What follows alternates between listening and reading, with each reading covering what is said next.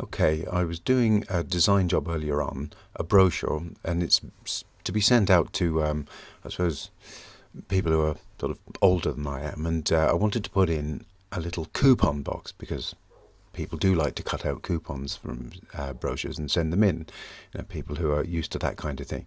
And I drew a box in the design in Affinity Designer, and say, for example, that's it.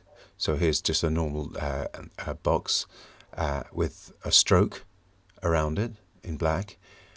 And I wanted that to be kind of a dashed or dotted style.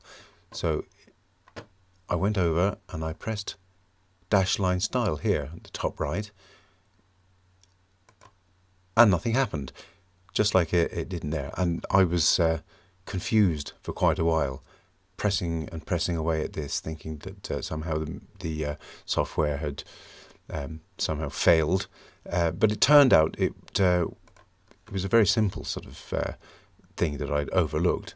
I didn't know about it. I didn't think it was very obvious. But it's this cap part here.